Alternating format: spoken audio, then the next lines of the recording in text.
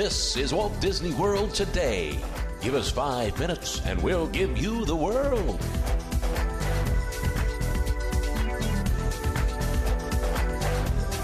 It's Wednesday, December 7th, 2005, and this is episode number 33 for Walt Disney World Today. I'm your host, Matt Hochberg from MGMstudios.org. Our panel today is just little old Mike Scopa, who's a columnist at MousePlanet.com. Welcome, Mike. I would have a witty opening, Matt, but I have Mousefest hangover, so I have nothing to open up with right now. So, hello, Matt. Mousefest hangover. Mousefest hangover. Well, today's Wednesday. It's our Wednesday shows, and if you'd like to send your questions, be sure to email us at questions@wdwtoday.com, or you could use the little link on our front page at wdwtoday.com if you don't have access to your email. So let's jump right into our questions, Mike. And our first question comes from Roger of Sebago Lake, Maine. Probably not pronounced that way, but he's from Maine. And he writes, "Guys, love the podcast. Great job. We're heading to Walt Disney World in January, arriving on the 7th. I'm getting mixed information on what will still be running for the holidays when we arrive. Can you please clarify if any or all of the following, which will be available on January 8th? The Jingle Jungle Parade at Animal Kingdom, Osborne Lights at MGM, and Epcot's Holidays Around the World." That's a good question. I don't know if any of those will be operating at that time. I do believe that... The Osborne Lights will be running. Their last day is January 8th, so they will be up. That I know, but that's just my own little thing. I would think, Mike, wouldn't you think that they would all probably enter on the same day? I think so, man. I think that... Well, did the Osborne Lights, I believe, started... Let's see. They started on the 14th, November. On the 14th. I believe this week I was talking with Mark Goldhaber, and Mark said that the reason why a lot of the holiday and festive things started early was as a request. A lot of the guests were writing in and they were asking that they begin like holidays around the world, the Osborne Lights, earlier in the season rather than wait towards the very, very end of November. Now, I don't know if that means that the resort will, in fact, end them earlier. I'm looking up right now my notes that I had on this because I did have some information on this, and I might be able to give Roger the definitive answer. Osborne Lights will be on until January 8th. Holidays Around the World will end on December 30th. And what was the other one, Matt? The Jingle Jungle Parade at Animal Kingdom. Jingle Jungle Parade. Let's see. I don't have any information on that. I have to guess that... I don't want to take a guess. I just don't have any information on it, so I can't answer. I can't tell Roger, though, that also the holiday overlay parade they have at MGM will also end on the 8th, along with the Osborne Lights, if he's interested in seeing that one as well. Our next question comes from Donald Trippy of Minneapolis, Minnesota, and he wants to know, instead of going to the parks, I'm thinking about taking the family to play mini golf. Any thoughts on Fantasia Gardens versus Winter Summerland for an amateur duffer like me? I have only done Fantasia, so I haven't done Winter Summerland. Have you done the Winter Summerland? I've heard many good things about Winter Summerland over Fantasia Gardens. I think it really just comes down to theme more than anything. I think the Winter Summerland has a little bit better theme in that it's a little more fun than Fantasia Gardens seems to be just kind of a Disney type generic theme, whereas Winter Summerland kind of is a little more, I don't know. I think you really can't go wrong with either of them. And if I were you, I would just drive by. I mean, if you have a rental car, drive by both of them because they're both easily viewable from the road. And if you don't have a rental car, I'm sure you'll pass each of them about 30 times on your way from your resort to the parks. So you'll have an ample chance to take a look at them. And I'm sure, you really can't go wrong with either of them. Well, I think that let's remind him of one more thing, and that is that if your family is really into a Disney-themed miniature golf setting, then you definitely want to go to Fantasia Gardens. That's true. That's a good point. So if you're right. if you're all about pixie dust and classic Disney, go for that. If it's not as important to you, then you could opt for Winter Summerland. Like I said, you'll take a look at them, see which one floats your boat. Right. Our next question is from GM, and he asks, in April through May of 2006. Myself and my new wife will be at Walt Disney World on the 4-day land and 3-day cruise for our honeymoon. We'll be staying at the Caribbean Beach Resort and Boardwalk Resort. Do you have any suggestions for us? Special dining, events, packages, or tours?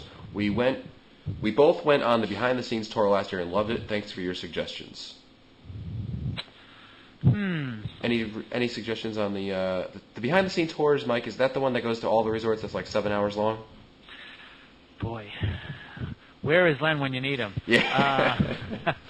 Let's see. There are several tours. Trying to think which one. They're constantly changing them. Trying to think which tours would be. There's isn't there one called Behind the Seed? Yeah, behind the Seed tour at Epcot. That's Epcot. That's in the land, I believe. Yeah, Len mentioned on an earlier podcast that he likes that one. It only costs I want to say it's about $10. It's really cheap, and it's not very long at all. And well, compared to the behind the scenes tour, I'm sure any tour is going to seem not that long to you. I would recommend the Behind the Seeds tour, and also the one that goes at Animal Kingdom, the one where you have to wake up at like 4 o'clock in the morning or something. And you get to go kind of like do that whole Jurassic Park thing where you show up and like they show you all the animals. It's kind of like the safari, but makes the attraction safari look like Dumbo. So. Was he talking about the tour in the Magic Kingdom where you go down to the utilidors? Is that the 4-hour one? I think that's the 4-hour one. I think he's talking about. I believe I could be wrong. That the behind the scenes tour that he took is the one that goes to 3 parks and requires an all-day commitment to it. Oh, yeah, that can be a time sink. Yeah. As for other things, he also mentions that it's not just scenes tours that he's interested in. He's also interested in special dining events or packages. And if he's going in April through May, isn't that when Flower and Garden is going on? At Epcot? Yeah, right. Usually in probably right around the beginning of April, you'll see the International Flower and Garden Festival. I'm thinking that you said in the Animal Kingdom there's a backstage safari. Isn't there another one called Wild by Design?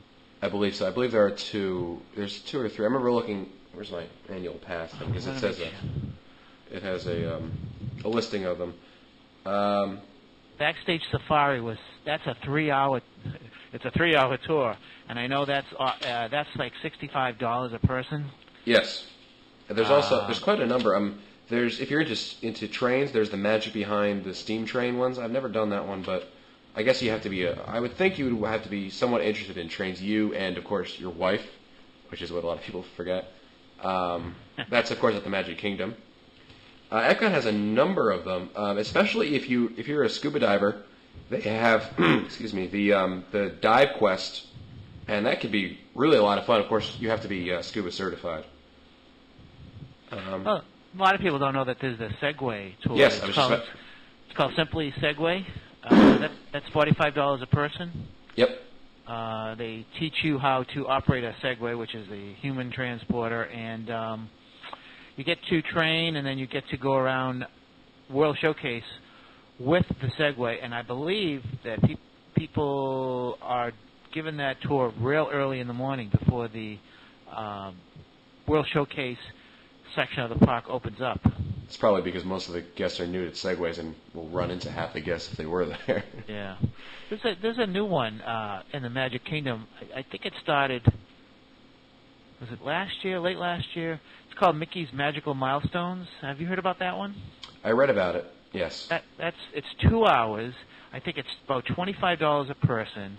And trying to think what that's involved. I believe it concentrates on the attractions and special locations within the Magic Kingdom theme park that are devoted to Mickey Mouse's career. So if you're a real Mickey Mouse fan, that's the tour to try. I believe it starts at 9 o'clock in the morning, and I believe it's, like I said, $25 a person. But that's something that a lot of people don't know. It's a nice little tour. It doesn't take too much of your time, and it's kind of fun. So that's another one. Okay. Well, our next question comes from Karen, and she wants to know, where's the best place to get discounted park tickets? She's interested in a 5-day park hopper. In your first podcast, you mentioned that AAA gives a 10% discount to members. Is that the only package, or can you get a discount on tickets as well from other places? Well, that's a good question. If my experience, I've bought tickets from a place called CentralFloridaTickets.com in the past. They tend to offer some good discounts, and they offer some of the older park hopper tickets still. I think they still have some of those available. The ones before Magic Your Way, which means that they have built-in park hopping ability without the extra money. And of course, they're going to be cheaper because those tickets are from already almost 2 years ago now at this point. So you can pick up some of those. You can also get them from there's Maple Leaf tickets, and Disney offers some basic discounts. I mean, all of these you're not going to be really saving all that much money. What is it? I mean, at most you'll be saving $5 to $10, I think, if you opt for some of the longer day tickets. Yeah, I think that sometimes you waste so much time and energy in looking for the discount tickets that you're better off just going the route of either AAA or actually just buying your tickets at the Disney store near your home, because what you want to do is you want to purchase your tickets before you get down there. Because once you get down there, you're paying, quote, through the nose. Yep. Because you're not saving. They are rewarding you for you giving them your money, as early as possible. So I really don't know if it's really worth searching around for discount tickets. I would suggest going to mousesavers.com and see if Mary has anything on her site. Mary Waring has anything on her site as to discounted tickets. Well, our next question comes from David. Oh, I'm going to screw this one up. On Simo. Well, it's from David.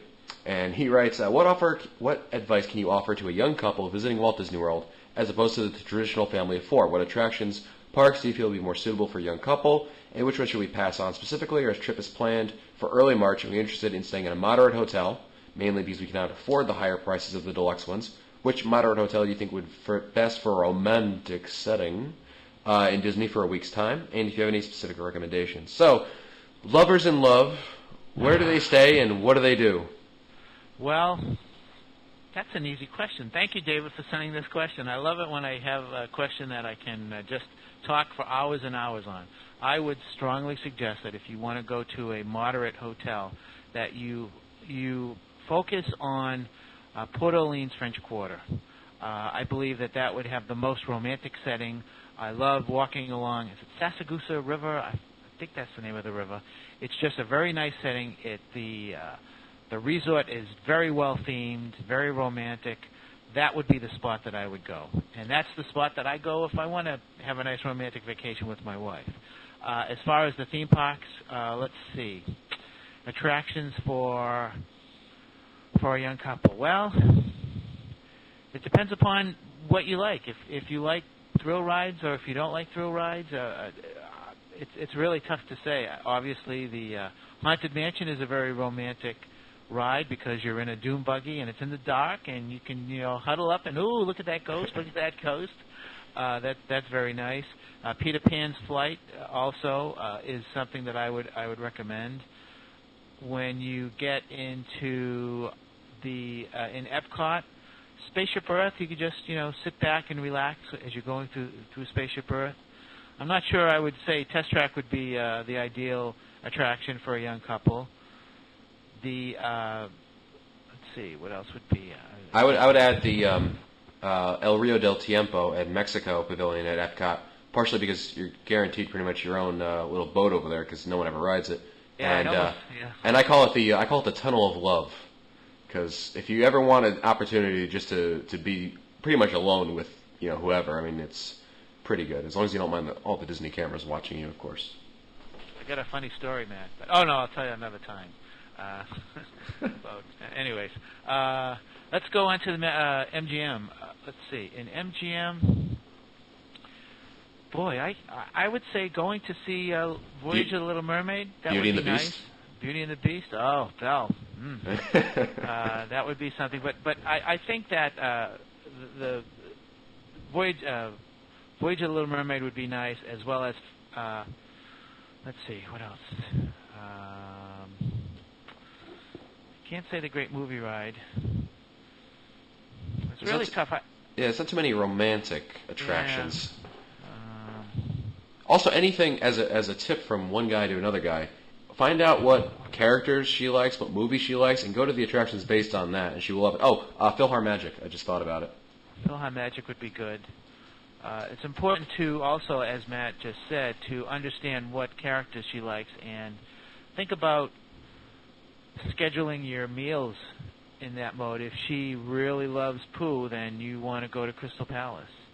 If she's really into Mickey, then you may want to think about Chef Mickey's. It's really important to know what you enjoy before you head, into the theme park, so you can put together a plan. But it's really, if you enjoy each other's company, then most of the attractions should be fine. Hey, Mike, quickly, David wanted to also mention when you recommended Port Orleans, do you have a recommendation for a building in French Quarter? I particularly like Building 5 because it's right on the corner of like the central area. Building 5 is close to the food court, it's close to the laundry, it's close to the main pool, and it's very close to the spa. And if you're like me and you're training for a half marathon, that comes in real handy at the end of a long run. So I like Building 5 in Port Orleans, French Quarter. Well, speaking of running, Mike, I've got another exercise question for you. Mike Grabenstein wants to know if there are any cycling events, road or mountain bike, that Disney organizes, and any tips on where to cycle if staying on property. He's also very interested in the DVC resort, so if you have any information about that. Oh, I don't know of any cycling events. I do know that they do rollerblading in April. I think there's a rollerblading race every April. I don't know of any bicycling. I don't know of any sites, any places on the property where I've seen people bike. The best thing I can say is if you want to train, if you're into cycling and you need to keep your training, then you need to make sure that you stay at a resort that has a very good gym. One in particular, if you're talking moderate, is Coronado Springs has a very, very, very good health club there, and I would recommend staying there if you're really in need of keeping your bicycling conditioning up. It's a very, very good place. But other than that, I don't know of any place on the property where you can bicycle.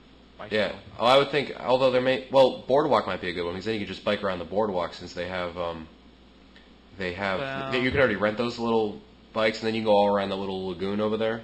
You got the loop built in, at least. See, I don't know what he's talking. Is he talking about like Lance? What's his name there? Lance Armstrong. Or is he talking, Surrey bikes? What is he talking? He said road or mountain bike, so I don't know. Yeah, road or mountain bikes to me sounds like sweat and tears and water bottles and all and headgear and all that stuff. I don't know. Well, Mike, if you figure out Mike Grabenstein, not Mike Scopo, of course. If you figure out something, let us know of what works for you. And Jay from Saco, Maine writes more of a comment than a question, but he writes, wouldn't you think that Disney resorts would offer free internet access to its vacationers? Most hotels nowadays offer free internet. What are your thoughts about that, Mike? My thoughts is that Disney has been paying a lot of attention to why guests are not staying at their resorts. Sometimes it takes a long time to convince someone what they need to offer for their guests, and we are seeing slowly on Disney property some aspects of that. I don't know if the high-speed internet access being thrown into the price of the room is ever going to come about.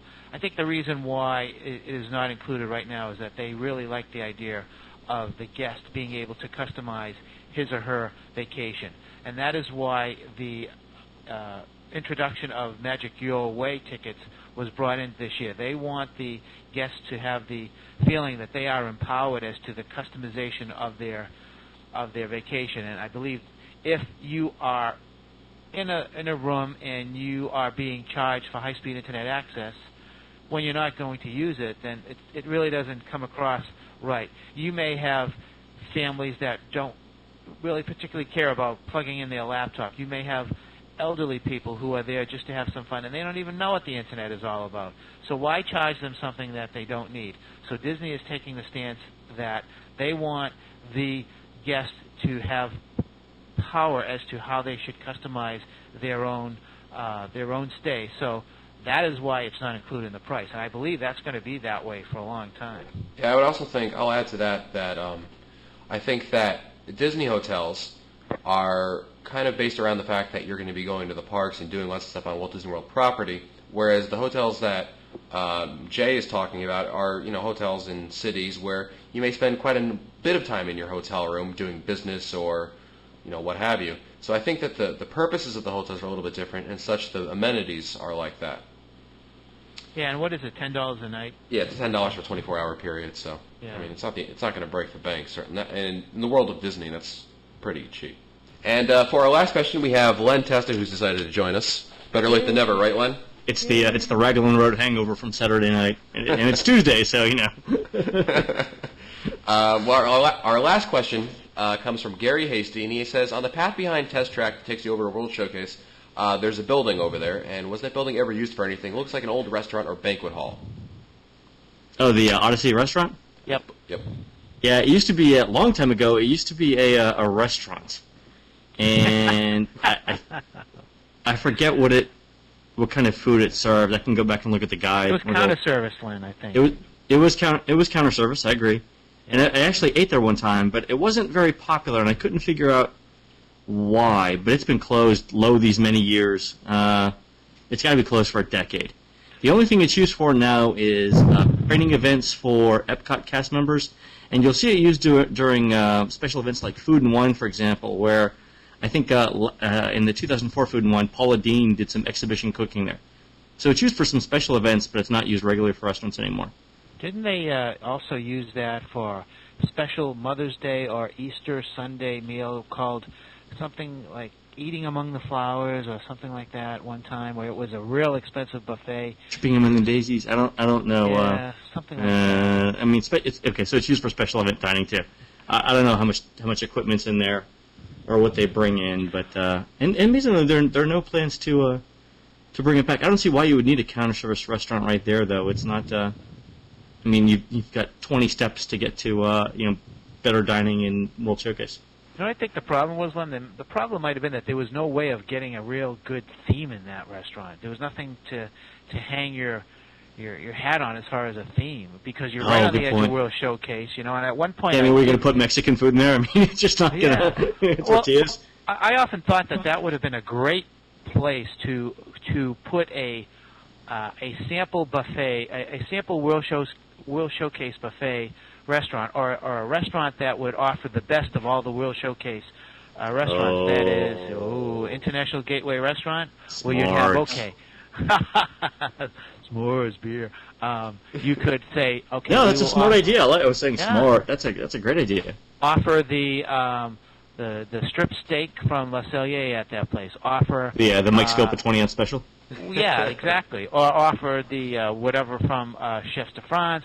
Offer the bangers and mash or the fish and chips from Rose and Crown, because if you can't, think of it this way, if you cannot get an ADR for your favorite restaurant that has the New York strip, that has the bangers and mash or the fish and chips, yeah, just go there. I wonder how they'd be able to keep the food fresh. That might be tricky, but yeah, I love the idea.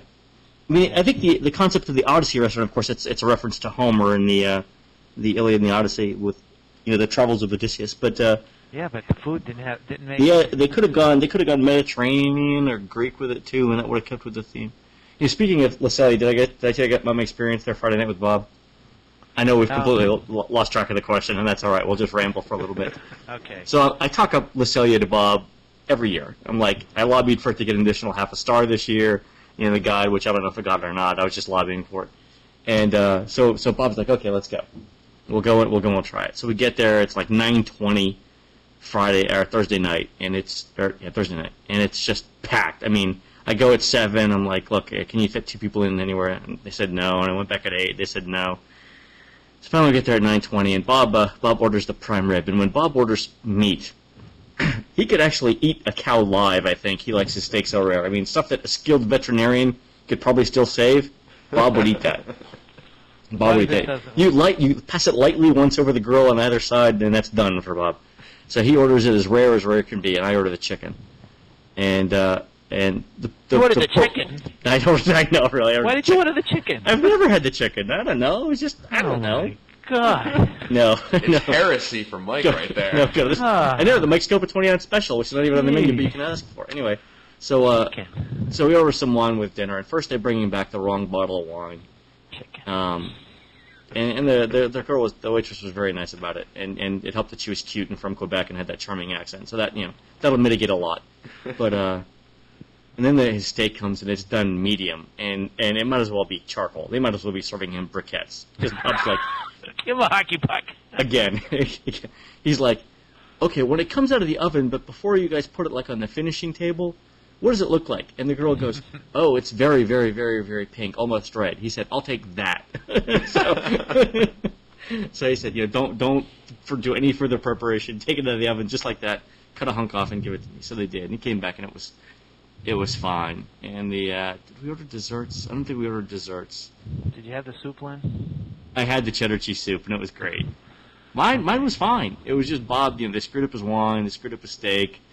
Oh, well, so much for that star. Really, Bob, it's a great restaurant, but, the one time where the food doesn't come out just right, it had to be the time that Bob was there, so...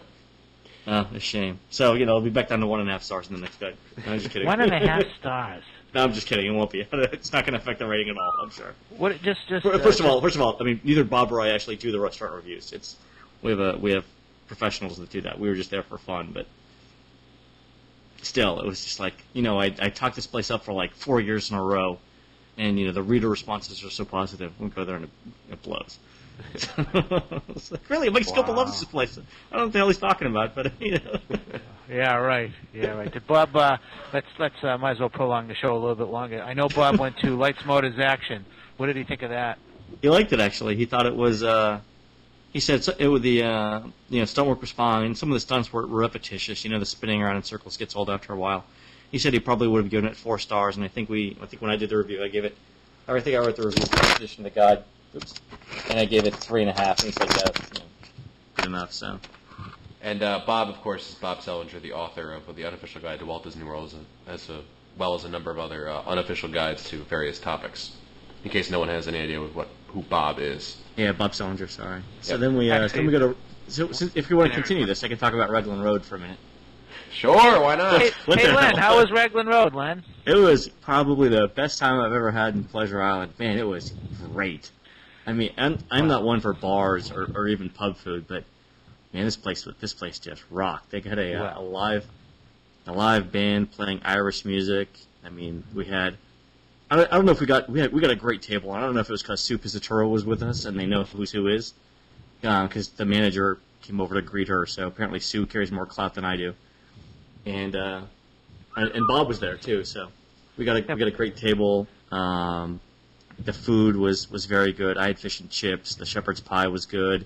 They actually have an entree of bacon, which to me is proof that Western civilization continues to advance. It's just, I mean, what culture? So you picked out on the bacon? It was wonderful, smooth, and then we had some bass. What the hell did you eat? You eat the whole restaurant of fish and chips, and it was all shepherd's raw, pie, the bacon. No, it was all great. It was fish and chips, shepherd's pie. Oh, and then they had this appetizer of battered sausages fried. So it's like sausages in like a tempura batter, but not really tempura, obviously, and deep fried on a fork. Who thinks of deep frying sausage? That's just brilliance. So we ate those, and we had there was crab cakes we had, and then they have this banana cheesecake for dessert, which was just phenomenal. Had some coffee with it. The coffee was great. And, I mean, the music was good. There were girls dancing on the bars. It was... You guys must have been like beached whales after this thing, just making noises. You mean you went to Raglan Road instead of going to see me at Kimonos? I had every intention of leaving Raglan Road at 9:30, but it was so much fun. It was like 12:30. I'm telling you, it's easily the best place in Pleasure Island. It was just the best time. I could see myself going back there 3 or 4 times on my next trip. It was great. It was so good I stole the menus. I have one of each. It was if I could have gotten the waitresses to autograph the menus, and then stolen them, I would have done that. It was a great time. The place is huge too. They've got a fire. I think there was a fireplace. I was drinking a little bit. There might not be a fireplace at all. But there was the live band was playing great up-tempo music. They've got a really good seating area. Say what? Where exactly in Pleasure Island is it located? It's if you're walking from downtown Disney, you cross over the bridge, you bear a little bit to your left, and it's right there around the corner. It's the first. I think on the Pleasure Island entrance, it's the first nightclub on the right. It's huge. Yeah, it's very hard to miss. Oh, but it was great. I mean, easily again the best place in Pleasure Island. Well, believe it or not, that's the end of our listener show. That's right, there were listener questions before. This has been a very, very, very long episode of episode number 33 for Walt Disney World Today. Be sure to visit the Walt Disney World Today website at www.wdwtoday.com for the show notes. And if you want to send in your questions, please email us at questions@wdwtoday.com. Our new shows come out on Mondays, Wednesdays, and Fridays every week. For Len Testa, Mike Scopa, and Mike Newell, I'm Matt Hochberg. We'll see you on the next show.